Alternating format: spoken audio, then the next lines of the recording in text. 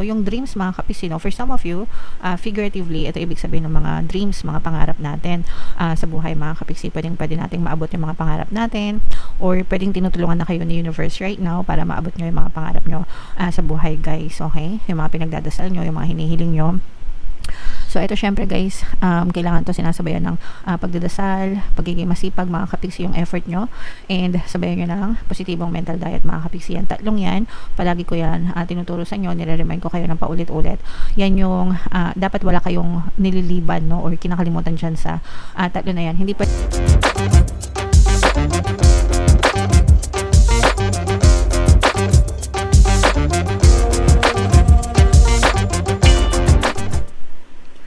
Hello guys, hello Virgo, welcome back to Pinay Pixie Tarot. Ang pamagat ng episode natin for tonight is OOTM, Oracle of the Month para sa Virgo, Sun, Moon, Rising, Sign, and Venus. Meron tayong tatlong set ng decks dito guys. Ito yung para sa spiritual message nyo, ito yung para sa life messages, and ito naman yung para sa love life mga kapiksi. So, kung ano na lang yung makaresonate sa inyo guys, take that message kasi hindi lahat ng mensahe ay magre-resonate. Pasensya na kayo guys, biglang umulan. Baka naririnig nyo yung ulan. So, ingat lang mga kapiksi. So, yung first message natin para sa spiritual guys, no, give thanks mga kapiksi. Yan ang mensahe sa inyo. In your imagination, kiss each of your favorite people in turn and thank them for being in your life. Then do the same with an open heart to each of the people who cause you difficulties. So ito guys, in particular, this is giving thanks to the people, no, sa lahat ng tao na nakapaligid sa atin. Yeah, so sometimes if hindi natin siya magagawa ng personal mga kapiksi, we can use the power of our imagination guys, no, para magpasalamat sa kanila kasi minsan baka magulat na lang sila bakit ka nagpapasalamat sa kanila, diba? So it's just, you know, giving thanks to them na parang masaya ka na bahagi sila ng buhay mo, masaya ka sa piling nila, diba? And them being with you mga kapiksi. So yung mga ganun, thank them mga kapiksi. And ganun din yung mga tao na nakagawa ng hindi mabubuti sa inyo, pasalamatan nyo sila para sa mga leksyon, no, na naituro nila sa inyo kasi nag-grow din kayo as a person. And most importantly guys, magpasalamat kayo sa nasa taas. Thank your spirit guides, thank the universe mga kapiksi. Always magpasalamat, no, sa mga blessings, sa mga pagpapala na natatamasa nyo sa buhay nyo mga kapiksi, no matter how big, no matter how small, always kayong magpasalamat. And the more na nagpapasalamat kayo guys, the more na binubuksan nyo yung pintuan ng blessings at biyaya sa buhay nyo mga kapiksi. Okay, so isa yan sa mga susi para mas lalo pang maging masagana and mawala yung mga balakid kumbaga sa kasaganaan natin sa ating buhay. Okay, so practicing nyo guys magpasalamat. Kailangan bahagi yan ng buhay nyo araw-araw. Always say thank you mga kapiksi. Kung gusto nyo mag-gratitude journal kayo, no? Gratitude journal is journaling, parang notebook lang siya na sinusulat nyo yung mga bagay na nagpapasalamat kayo on a daily basis, diba? And it helps, no, nakakatulong yan para ma-shift yung energy nyo from negative to positive, especially guys kung masyado kayo maraming problema, masyado kayo maraming pagsubok or challenges, makakatulong yung gratitude journal for you guys. Okay, alright. So, comment down below guys if feeling nyo naka-resonate kayo dyan. Ito naman yung para sa life messages nyo guys. Shuffle ko to. Habang sinashuffle ko to, panoorin nyo muna yung video natin regarding sa ating paano mag-manifest ng abundance video course. Kapiksi, sawa ka na ba sa mga struggles at hirap sa buhay mo? Masipag ka ba at masikap sa buhay ngunit hindi ka pa rin umaasenso? Ilang beses ka na bang nag-attempt mag-negosyo at mag-invest pero palagi ka pa rin nalulugi? Sa pagkakataon na ito ay maaaring may subconscious beliefs ka na nagiging balakid sa iyong pag-unlad at pagyaman. Introducing, paano mag-manifest ng abundance video course. Dito ay matututunan mong ma-overcome ang mga balakid mo para tuluyan ka ng umunlad, umasenso, sumagana, maging matagumpay, successful at maswerte sa iyong kabuhayan, pera, trabaho, negosyo, salapi at kaperahan ng bonggang-bongga. Dali, mag-send na ng email sa pinoypixie@gmail.com at simulan na ang iyong pagyaman ngayon. Alright, so sa lahat ng gusto mag-avail ng course guys, naka-flash sa screen nyo. Una, meron tayong paano mag-manifest ng abundance video course. Meron din tayong paano mawala ang third party at magkaroon ng harmonious na relationship.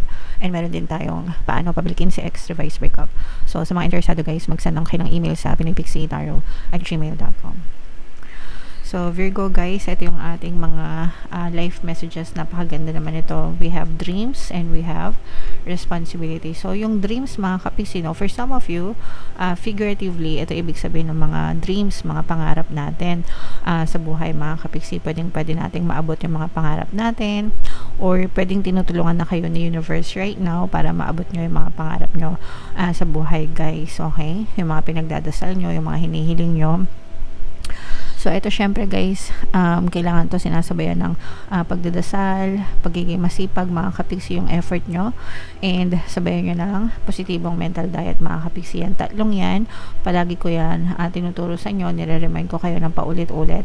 Yan yung dapat wala kayong nililiban, no, or kinakalimutan dyan sa tatlo na yan. Hindi pwedeng nagdadasal lang kayo, tapos nagsisipag lang kayo, pero yung mindset nyo ubod ng nega. Hindi pwedeng ganun guys, kailangan sabayan. Sabay-sabayan, tatlo na yan. Pag nagdadasal kayo, kumikilos kayo, dapat sinasabayan ng positibong mental diet para talagang maabot nyo yung mga pangarap nyo, yung mga dreams nyo sa buhay. Always remember guys, you can be, do, and have anything that you want in your physical reality. Kahit ano pwede, as long as nakafocus kayo, as long as nagsisikap kayo and positibo kayo, mga kapiksi, okay? And yung iba naman guys, literal, no? Na maaring may mga panaginip kayo, may mga pangitain sa panaginip nyo guys, and your spirit guides may be sending you messages mga kapiksi, no? So kung kayo ay nananaginip and feeling nyo may ibig sabihin yung panaginip nyo, guys, i-search nyo yung ibig sabihin yan, mga kapiksi, kasi maaaring may mga mensahe sa inyo ang inyong mga anghel gabay, okay? Alright. And then, meron tayong responsibility, guys. Ito parang sinasabi din na ikaw yung responsible para maabot mo yung mga pangarap mo sa buhay, okay? And then, for some, this is a message na kakayanin natin na dalhin or buhatin yung mga responsibilities natin, mga obligasyon natin, or learn to be responsible with your own life, mga kapiksi. Yung success nyo and yung tagumpay nyo sa buhay at saka yung failure nyo, guys, yung pagkakadapa nyo, kayo lang yung responsible dyan. Ikaw lang yung accountable sa buhay mo. Wala ka dapat na sinisisi na ibang tao, mga kapiksi, okay? So, kung sumakses ka, dahil yan sa'yo. Kung mag-fail ka, dahil din yan sa'yo, mga kapiksi, kasi lahat yan nakabase sa decision mo and nakabase sa energy mo, no, kung saan mo fino-focus yung attention mo, mga kapiksi. So learn to be responsible guys sa buhay nyo. Always think positive, mga kapiksi, para kung ano lang yung gusto natin mangyari, dun lang tayo nakafocus para yun din yung ma-experience natin sa buhay natin guys, okay? Alright, so napakagandang mensahe sa inyo, Virgo. Comment down below if feeling nyo naka-resonate kayo. And ito naman yung para sa love message or love life nyo, Virgo. By the way, mga kapiksi, sa mga naghahanap ng mga pampaswerte na lucky charms, lucky bracelet, may mga items na may kita kayo, no, sa description box nitong video. Check nyo lang yung mga items doon. Pwede nyo na i-check out, mga kapiksi. So, ito yung mga messages for you guys, no? Ito, magkasama kayo ng partner mo, and then ito naman, para sa sarili mo, mga kapiksi. So, tingnan natin kung ano yung mensahe nitong unang card na to, guys. Beware of what, i-focus lang natin guys, beware of what you are projecting, for the qualities you admire in one another are qualities you both possess. Equally so, the qualities you don't like are also your own reflection. Ayan guys, so na intindihan nyo ba? Equally so, the qualities you don't like are also your own reflection. So unang-una, syempre, 'Di ba kaya nga merong kasabihan, basurang tinapon mo babalik din sa'yo.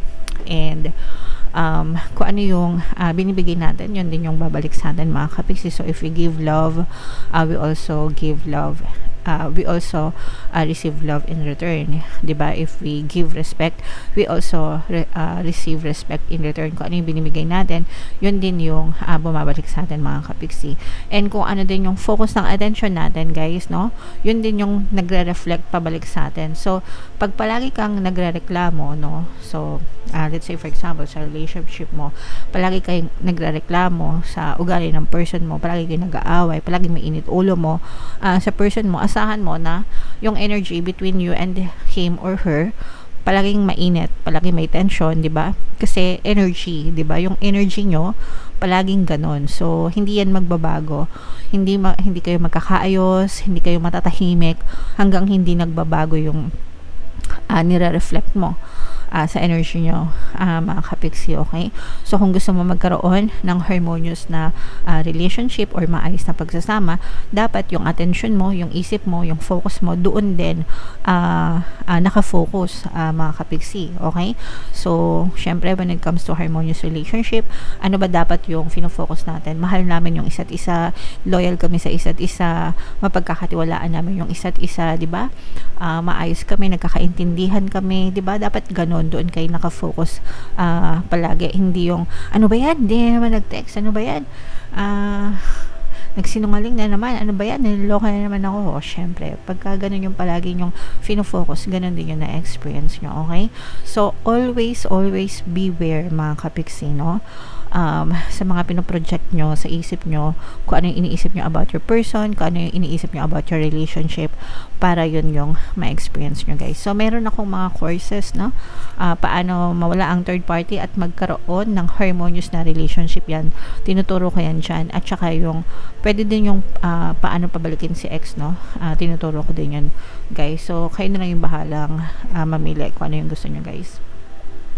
And ito naman, mga kapiksi, so this is about you surrender, no? At times we must surrender the old before something new can enter our lives. Let go, all will work out. So kung kailangan nyo nang i-let go, kung kailangan nyo nang i-surrender yung mga ex nyo, 'di ba?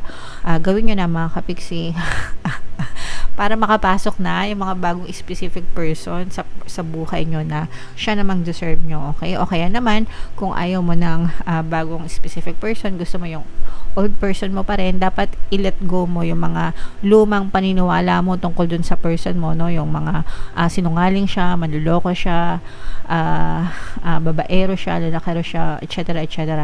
Kung wala ka namang balak hiwalayan siya, 'di ba? Dapat i-let go mo yon, mga old beliefs na yon, and entertain mo yung mga bagong beliefs na ako pa rin ang mahal niya, loyal pa rin siya sa akin, he or she will stay with me forever, 'di ba? Yung mga ganon, guys, para forever talaga kayo. Ay naintindihan nyo ba, guys? Sana naintindihan nyo. So pag nag-avail kayo ng mga courses ko sa relationship, guys, matututunan nyo yan kasi lahat yan tinuturo ko din, mga kapiksi.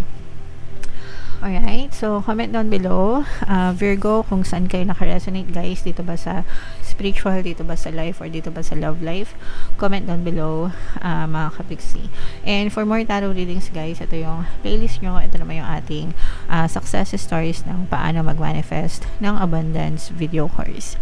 Thank you for liking, sharing, and subscribing, guys. See you next time. I love you all. Have a nice day. Bye-bye.